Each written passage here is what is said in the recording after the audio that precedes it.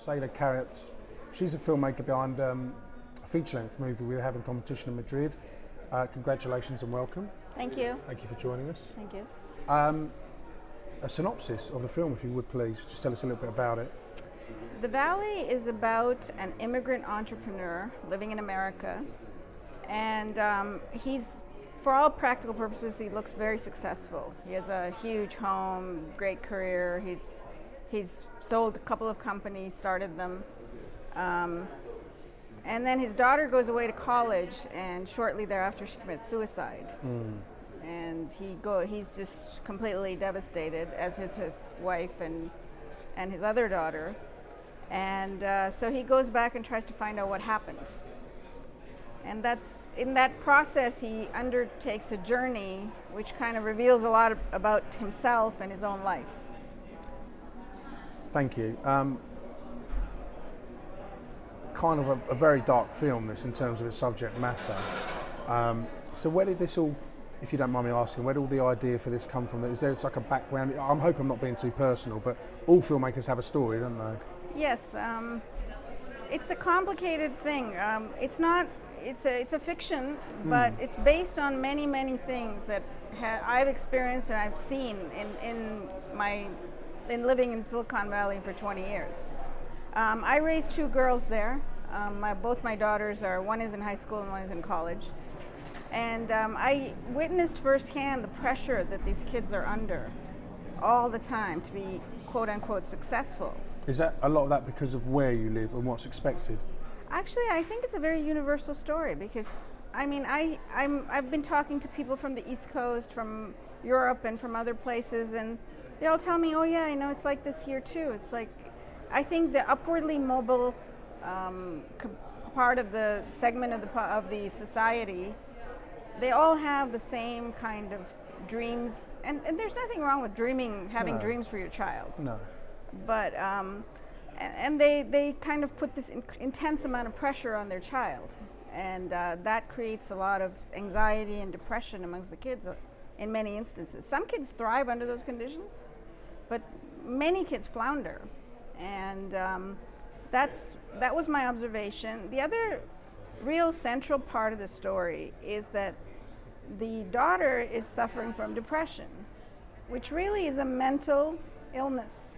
And so that's something that's inherently explored in the story, which is the devastating effects of mental health issues and how difficult they are to recognize when they're in close quarters.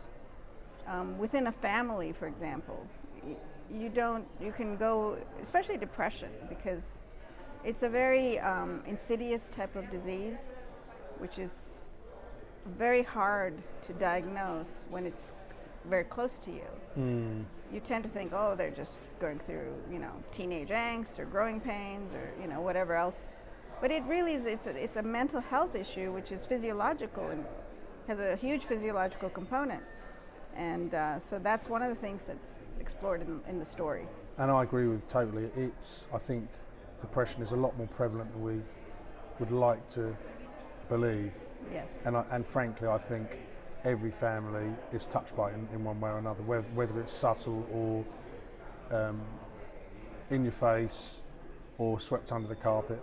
I think it can be that. It's awful. I hate this saying, but that elephant in the room. I think it's a lot more common than we believe.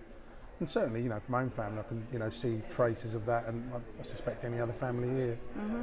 And it is like my old boss would used to say, it's like a beast that's just growing wings and getting bigger and bigger, and sooner or later, you've just got to accept this is kind of happening. Right. And it's very treatable.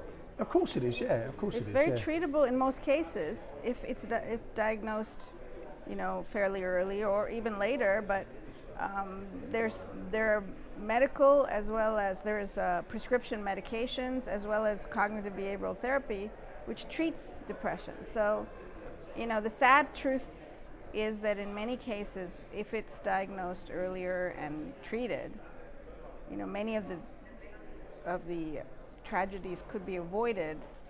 It could potentially be avoided. And I'm hoping with this movie to raise awareness of issues. You know, it's not. It's done in a subtle way because I think it is a subtle thing. Yeah. And in the movie, like, you know, it's not like hammered, but there is, you know, the kind of behaviors that depressed people exhibit are shown in the movie, and how easy it is to miss those behaviors. So I'm hoping it draws attention to the fact that, you know, these sorts of things, if recognized, can be treated. Are you first and foremost a filmmaker? Oh, yes. So you didn't migrate from something else? Oh, yes, I did. I started out as an electrical engineer. Right. I have a doctorate in electrical engineering, and I worked as an engineer for 10 years. And I was in the research. I was a research staff member at the IBM T.J. Watson Research Center, and then I was an engineering manager for a long time. Is that hence the reason you live in Silicon Valley? Sorry for prying. There's always an interesting backstory to all filmmakers, you say. Yes, actually, we started a startup. My husband and I. My husband is also an engineer, and we moved to Silicon Valley, and we subsequently sold the company, and then I had 2 daughters, and I wanted to pay more attention to them than my career. If I had a real full-fledged career, I'm not the type of person that does things in half measures. So if I focused on my career, I would have just, you know, really put in, you know, 200%. And I would have, I think managing the two, at least for me personally, would have been very difficult. So I focused on the children. And so what I did was I stepped back and I started a residential construction business. Right. Which I know it's a departure, but it actually gave me flexibility because I could employ people, and, you know, I didn't have to be there 24/7. I could work my hours, you know, so that I took care of the children. And I did that for about 8 years. And then during that phase, I went back to college. I got a degree in film. I made a few short films. Why did you choose film, though? Film is something I wanted to do since I was 10 years old. So it was my dream, but, you know, it's very risky as a field. Absolutely, because you're asking people to commit to something that's not. There's nothing physical there, is there? You're asking them to buy into a story, aren't you? So you're right, it's very risky. Sorry, interrupted you. No, I mean, and I'm learning that more and more. I mean, just in the process of making this film and trying to get it out into the world, there are so many films, and, you know, they're all good. A lot of them are good. I mean, a lot of them aren't good, but a lot of them are very good. And so it's very hard to get your voice heard, especially if you don't have the budgets that, you know, big studios have. Trying to be an independent filmmaker, telling a unique story. I mean, the story I'm telling, a studio wouldn't even touch it. No. First of all, it's an ethnic component. Studios they don't want ethnic stories. They don't want stories about Asians. So that's, you know, that's a negative. And then it's about suicide, which, you know. Again, it's a double down already, isn't it? Yeah. So in terms of getting people on board. Right. So it's a story which a studio would not make, but it's a story that needs to be told. And I feel there is an audience out there, a huge audience actually, that could appreciate this story, because it's really a good movie. Not that I'm from what people are telling me, the feedback I'm getting is that, oh, you know, so many people have told me, you know, I couldn't forget it. I couldn't, you know, get it out of my mind, you know. These are the kinds of comments I get. So and they're great comments. Yes. Do you wish you had started filmmaking early? You know I'm going to ask you this, aren't you? Earlier in or did you think it was, looking back, it was the right time? Or knowing what you know now, do you wish you'd chosen a different path? Like, bit of a tricky question. So, you know. Yeah, I mean, you know, as with anything in life, it's complicated, right? Yeah. If I had a financial backing, like if I didn't have to make my own living and, you know, pay for my children's education and do all this stuff that I had to do, I might have started it much earlier. But, you know, I had to take care of, you know, my family and so on, and then so when you have those constraints, it's just very risky in terms of, you know, just having a stable life, I think. So I mean, it's a complicated question. I think I would have been a much better filmmaker at this stage of my life because I would have gone through Like I'm aware. You'd have had all that history by now, I guess. Yes, I would have had all that history and the experience, right? So, but on the other hand, I've had so much experience in other things Yeah. Yes. that really, I think, became very useful when I was making my film. I mean, just problem-solving abilities. I mean, I've done so much problem-solving in my life. Oh, You so know. translated, I guess. Yes. And what about the research? How much of that did you have to, or did you get involved in before you even shot the first frame, or even started casting, or even wrote the script, or? Actually, I did a lot of research because I wanted to tell an accurate story, and that was very important to me. I mean, there have been a couple of, I won't mention names, but a couple of other pieces of art that have dealt with this topic, Yeah. and they're not always accurate because they leave out the mental health component, which is really the biggest component. 90% of people who commit suicide have some mental health issue, and that's kind of something that it has to be addressed. So I did a lot of research because I wanted to get the story right. And even after I did the movie, I was worried, did I really get this right, And I think I did because I've read a lot of books and, for example, I read a book by Dylan Klebold's mother called A Mother's Reckoning recently. And he suffered from depression. And, it's very tragic and it's very complicated, as she herself admits. But he did kill himself, I see. In the end. Right. Yeah. Okay. But he killed a whole lot of other people first. Right. But here is an example of the tragic consequences of not recognizing a mental health issue, because she really didn't know. And it's not that she was a neglectful parent. That would be your first inclination to think, what was she doing? Didn't she realize what's wrong with her son? Well, because he hid it so well. He hid it so well, and it's very common that you don't know. The parent does not know that what the child is suffering like that. And with The Valley, the whole journey of making a feature film, I mean, again, from the casting, the initial idea, the research, the writing, the script, and everything. How long did this all take? I assume it took about 2 years to from start to finish. Okay, so I started writing the script in 2013, and it took me about a year to finish revising the script. I did about 9 revisions, and then I started trying to look for financing, and it took me about a year to get all the financing. How did you do that? I never ask about budget, by the way. That's none of my business, and I don't think it's appropriate. But I am interested in how people raise the funds, because other filmmakers are interested in hearing this. So basically, I raised the funds through people I knew. I went individually. I told them about the project. I met one-on-one with a lot of people, and of course, I got a lot of rejection. Of course, yeah.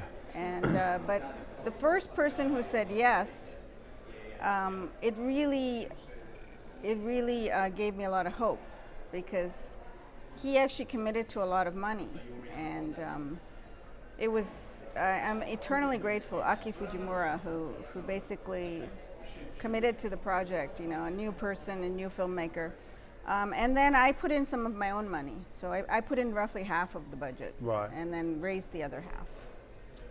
And with the budget, whatever that was, did you have to make any compromises? Did you have enough to do it the way you wanted to do it? Because you often hear stories, they say, well, I had to cut this scene or adjust this. Did you have any of that? I mean, there's always some of that. Yeah. But on the other hand, I feel I actually spent too much money on the movie. Because you're not alone. Honestly, You're not alone. I hear this all the time.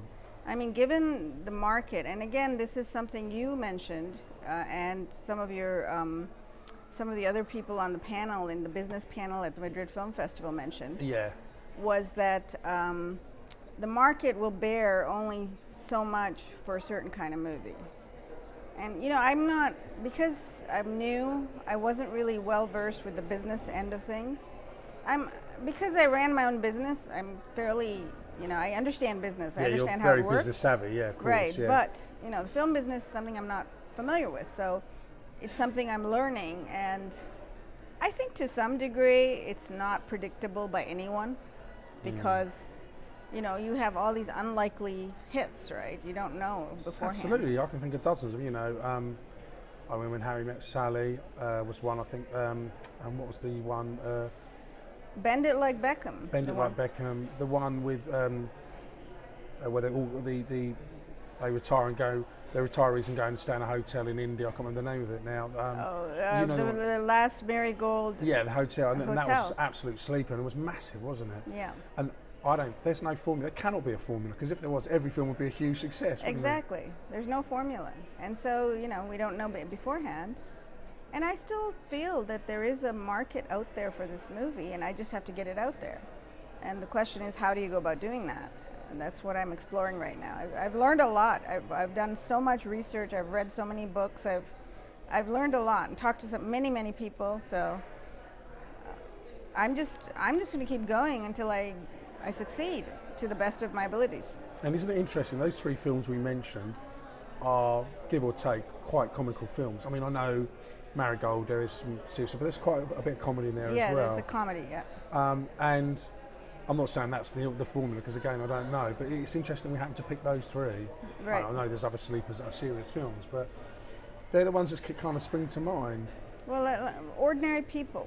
Yeah. It made Redford's career. Of course, it's Robert Redford, so you have some, he already has a leg up because of his name, right? But there are serious movies that have done well as well. So. Yeah. And how has this been? I know you've been nominated, and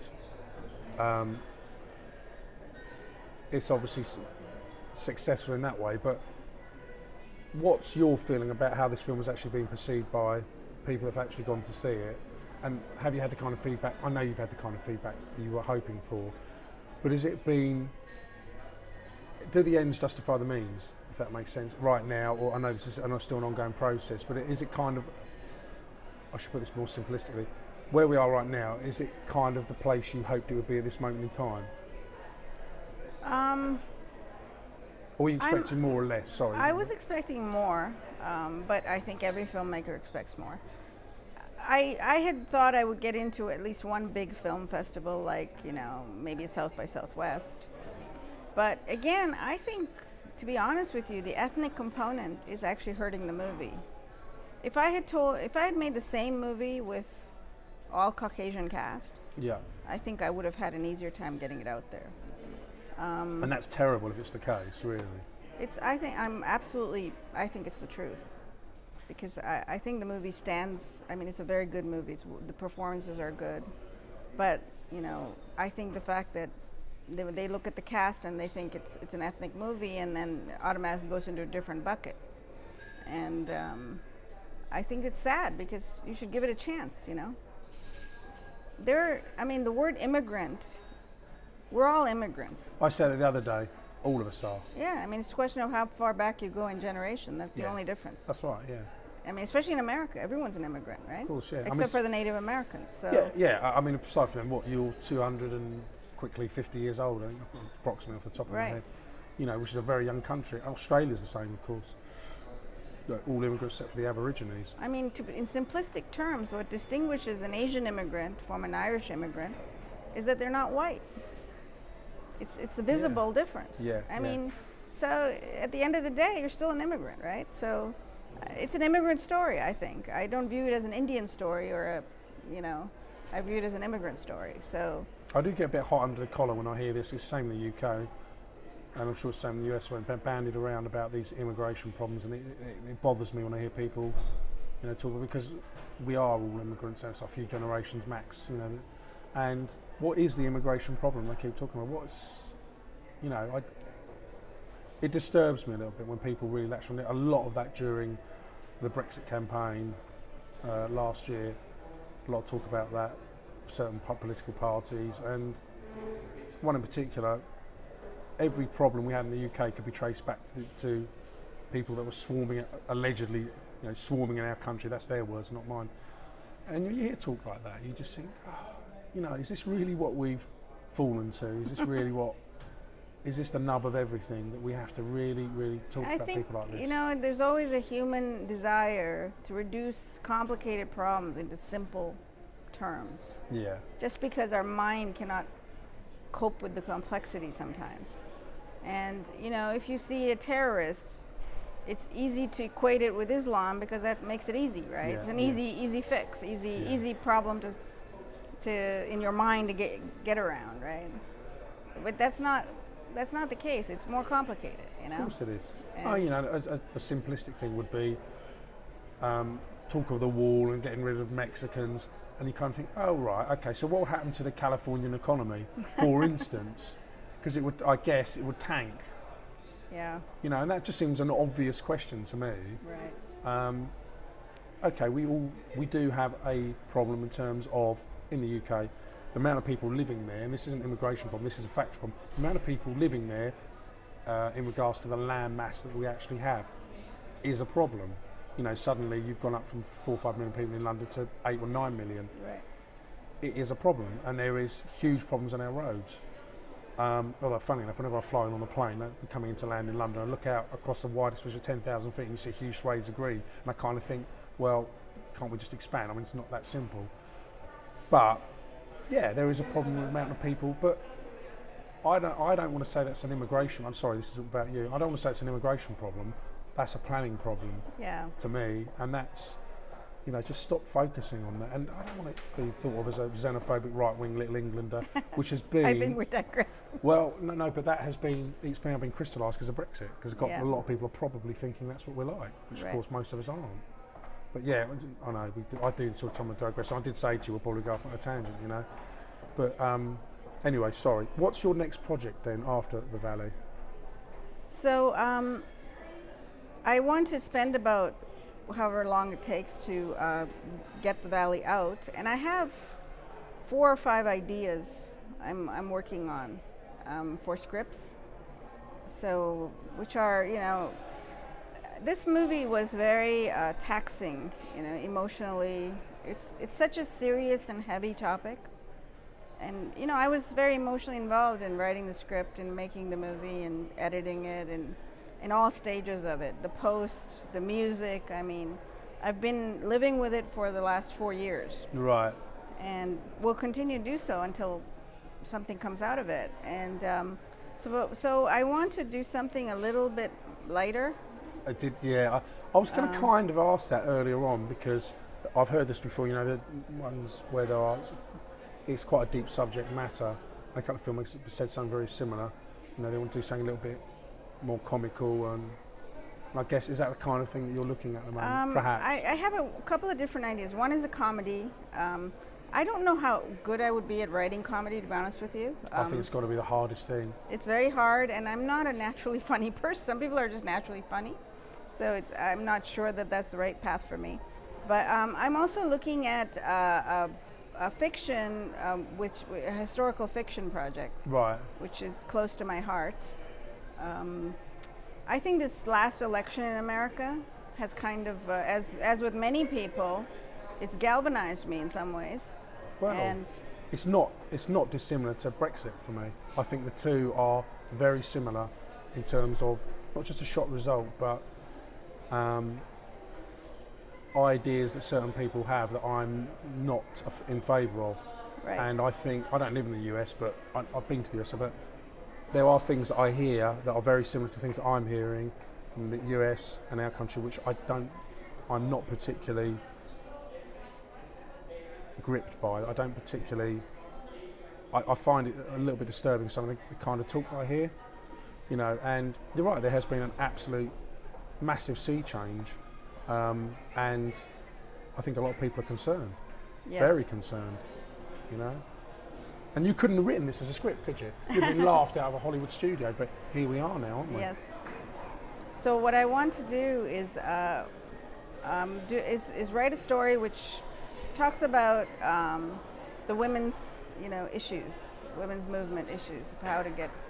I mean, it's really sad that in the 21st century, we still feel more comfortable with women as window dressing than in a position of power. And I think there's something wrong with that. You know, it's just it's a very sad state of affairs that at this stage of history we're still like that. But we are. I think the yeah. last election proved that. Yeah, and I am certain there are people that didn't vote for Hillary because she was a woman. I have I no know doubt. that, absolutely. It's no doubt about it. You know, and I don't get it either. I don't understand. I mean, I think it went both ways. I think some people didn't vote for her because she was a woman, and some people voted for her because she was a woman. But which population outnumbers which population is interesting, and I'm convinced that the number who didn't vote for her outnumbers yeah. those who did. Well, you just have to look again. You look at the voting pattern across the US, and I was quite interested in see how the breakdown was. And without being oversimplistic, there seems to be a certain proportion of vote in certain parts of the US that voted in a certain way, as happens in the UK, to be quite honest. And I'm choosing my words really carefully here, but I kind of see where you're going with this, and I agree with it. I agree with what you're saying. Can you ask me about the cast and the how did I get the cast? And Yeah, I was going to ask you right at the beginning. We went off a different tangent. Yeah. So cast and crew. How did you bring all them together? So the cast is actually multinational. I was looking for a lead actor who would be somewhere around 45 years old, and very dramatic actor, because it's such a demanding role. The lead actor had to be this very convincing entrepreneur, commanding the room, and then kind of vulnerable, someone whose life is falling apart. And that's a big range for one actor to play, Yeah. So I was very lucky. I got Ali Khan from Pakistan. Actually, I found him through IMDb, but he's just got this incredible range. He's one of these untapped actors who the world hasn't really seen a lot of what he can do. So and he's very, very, very good in this movie. Yeah. And Suchitra Pillai, she's an amazing actress. She's had a career in India, in theater as well as television as well as movies. And she's done a few Hollywood movies as well. So we found her through an Indian casting agent. And she has done an amazing job. So, and the rest we got from LA or New York or the Bay Area through our casting agent, Lauren Harrell. And she did an amazing job as well. I always wonder if the casting in particular is, I know you obviously ended up the right people for the film, but to get to where you got to, is that, it seems to me that's quite a long and time-consuming process, because of course you want to find the right person. Very. I know you explained it in a few seconds, but in reality, how long did the whole process take? Oh, it took a long time. I would say it took at least 6 months to find everybody. So how many did you see? Hundreds, presumably. Not necessarily see, but you had their... the thing was that the problem I had was there weren't very many to choose from, because I needed someone who had a very good command of English, which kind of, some of the Bollywood actors, it kind of limits that. And had a certain ability to Bollywood style of acting is very different than Western style of acting. So who could kind of make that transition, And a lot of the US-based actors who are of the right ethnic type, they're very comedic. And this is a dramatic role. Right, yeah, okay. And part of that is the reason they're so comedic is that they've been stereotyped to some degree. It's not that they can't do a role like this, but it would be very hard for an audience, I think, that was used to seeing them in a comedic role, to see them in this dramatic light, Isn't there a film that's going around now with Zoe Kazan in it? The Big Sick. Yeah, I'd really like to see it. And I believe the male lead in that he's Asian, obviously from India. Yes. And isn't he first and foremost a stand-up comedian? Yes. So it's exactly what you're talking about, yes, isn't it? Although this is quite, I'm not sure, it's a bit of comedy, but it's quite serious as well. I assume you've seen it, I don't know. I haven't seen it yet, actually, but yeah, I've heard that it's very good. Yeah. But I think it is a combination of a comedic and a dramatic role. But the Valley is actually, there are very little comedic elements in it. No, of course. It's very dramatic, so I think it's different. Yeah. Brilliant. Thank you very much, Sadie. That was it. Thank you. Thank you.